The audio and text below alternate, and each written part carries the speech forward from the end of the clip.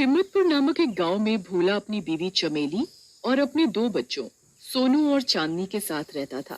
भोला पेशे से एक किसान था। वो अपने खेत में सब्जियां उगाता और उन्हें गांव वासियों को और शहर में बेचता। भोला के साथ साथ उसकी बीवी चमेली भी खेतीबाड़ी में उसका साथ देती। भोला के बच्चे गांव के सरकारी स्कूल में पढ़ा करते थे। पढ़ाई में दोनों सोनू और चांदनी अव्वल थे। वो हर कक्षा में अव्वल आते। एक दिन चांदनी की कक्षा में पास ही के गांव का एक लड़का दाखिला लेता है। वो लड़का बहुत ही अकड़ू स्वभाव का होता है। वो कक्षा के हर बच्चे को किसी न किसी तरीके से परेशान करता। एक दिन वो लड़का केशव अपनी कक्षा में सभी बच्चों को जादू टोटके और भूतों की कहानी सुनाता है। केशव की भूतिया कहानी सुनकर चांदनी बहुत डर जाती है और वो घर जाती है। ये सवाल सुनकर उसके पिता भोला बहुत अचंभित हो जाते हैं। अरे बेटा, ये अजीब सवाल आज तुम्हारे दिमाग में कैसे आया? वो पिताजी, हमारी कक्षा में जो नया लड़का आया है वो बता रहा था कि भूत प्रेत सच में होते हैं और उसकी माँ के पास बहुत सी शक्तियाँ हैं जिनसे वो मनचाहा कुछ भी काम करवा सकता है। वो किसी के पास चुड़ैल भी भिजवा सकता है। अरे बेटा, तुम उसकी बातों पर ध्यान मत दो। ये सब बेकार की बातें हैं। हम तुम्हें स्कूल में पढ़ाई करने के लिए भेजते हैं ताकि तुम अच्छी शिक्षा प्राप्त कर सको, और तुम ये बातें कर रही हो। ये सब अंधविश्वास है। तुम कक्षा में बस पढ़ाई के अलावा कुछ उल्टी सीधी बात ना सुना करो, ना ही किया करो। तुम्हें अपनी जिंदगी में एक बहुत बड़ा इंसान बनना है। जी पिताजी, मैं आपसे कक्षा में उसकी कोई बात नहीं सुनूंगी और सिर्फ पढ़ाई में ध्यान दूंगी। बहुत अच्छा बेटा, याद है ना तुम्हें? हमेशा की तरह इस बार भी कक्षा में अव्वल आना है। जी पिताजी। अगले दिन चांदनी सुबह अपने विद्यालय जाने के लिए तैयार होती है। चांदनी विद्यालय आधे रास्ते पहुंच ही चुकी होती है, तभी बहुत जोर से आंधी तूफान आने लगता है।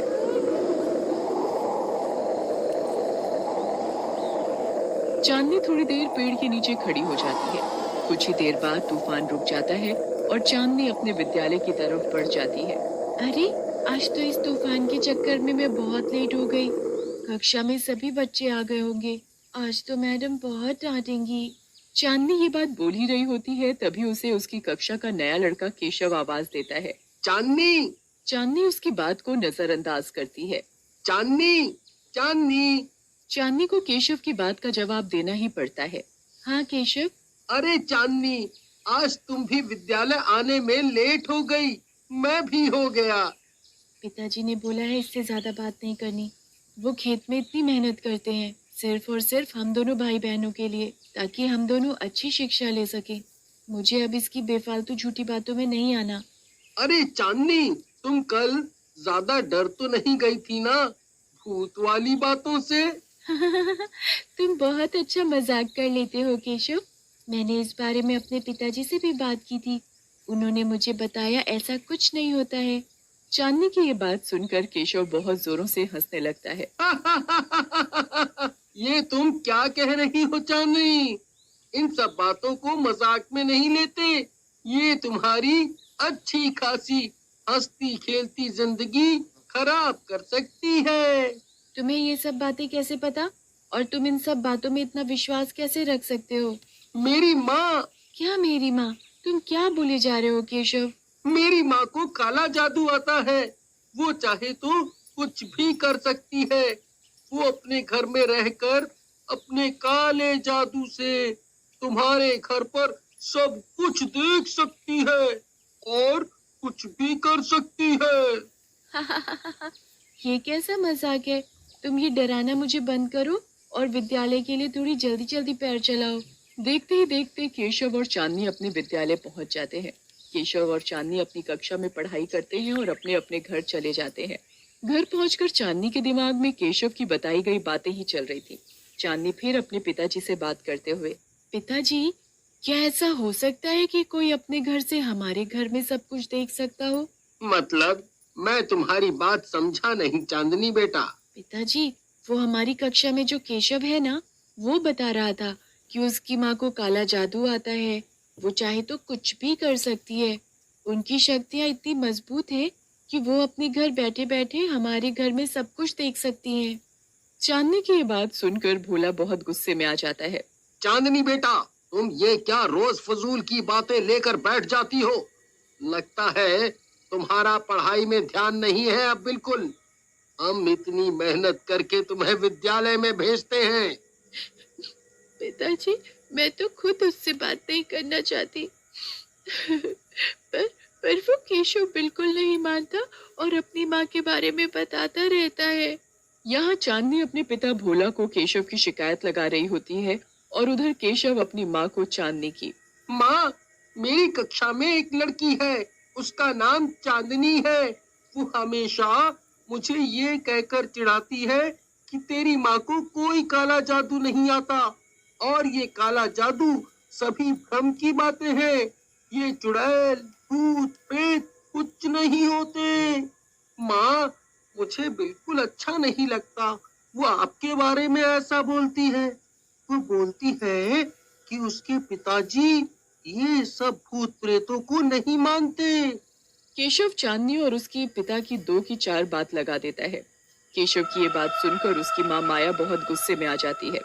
अभी उस लड़की और उसके बाप को पता ही क्या है कि मेरे पास कितनी शक्तियां हैं और ये शक्तियां मैंने कितनी मेहनत से दिन रात खून पसीना करके हवन से कमाई है। माया गुस्से में हवन करने लगती है। आज मैं उस चांदनी और उसके बाप को बताऊंगी कि काला जादू किसे कहते हैं और भूत प्रेत होते हैं या नहीं। आज मैं उसके घर पर अपने पास कैद की हुई चुड़ैल में से एक चुड़ैल भेज ही देती हूँ। जब वो चुड़ैल उनकी नाक में दम कर देगी ना, तब उसे समझ आएगा कि भूत होते हैं और एक तो उसके घर में ही है।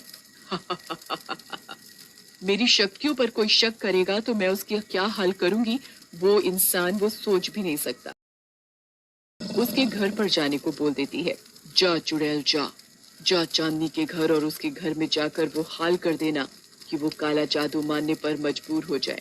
माया के बोलने के साथ ही मटका हवा में उड़ने लगता है और देखते ही देखते वो चांदनी के घर के बाहर आम के पेड़ पर जाकर फूट जाता है।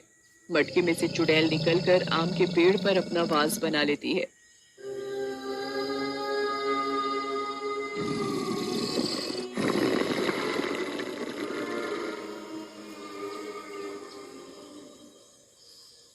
चुड़ैल के चांदनी के घर आते ही उसके घर में कुछ अजीबोगरीब हरकतें होने लगती हैं। चुड़ैल भोला की बीवी चमेली को बीमार कर देती है। चुड़ैल भोला की सारी फसल खराब कर देती है।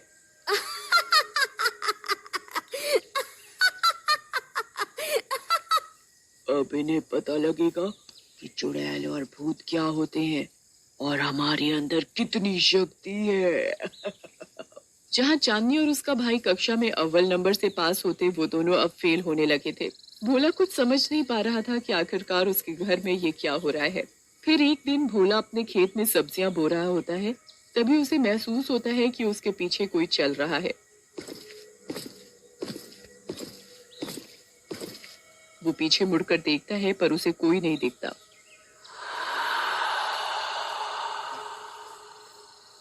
तभी एकदम से चुड़ैल भोला को धक्का देकर गिरा देती है और भोला बहुत जोर से जमीन पर जाकर गिर जाता है।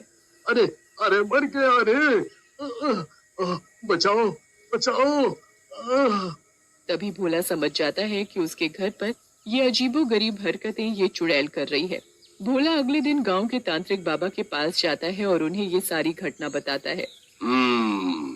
अच्छा, समझ गया। तांत्रिक मंत्र पढ़ने लगता है और उसे अपने मंत्र की शक्ति से पता लग जाता है कि वो चुड़ैल उनके घर पर आई कैसे। तांत्रिक भोला को ताबीज देता है और बोलता है, इसे अपने घर के मेन गेट पर लगा ले। ताबीज को गेट पर लगाने के साथ ही चुड़ैल घर के अंदर ही जलकर मर जाएगी। भोला तांत्रिक बाबा से वो ताबीज लेता है और बाबा के बताए अनुसार ही अपने घर के गेट पर ताबीज बांध देता है। ताबीज बांधने के साथ ही चुड़ैल घर के अंदर बहुत जोरों से चिल्लाने लगती है और देखते ही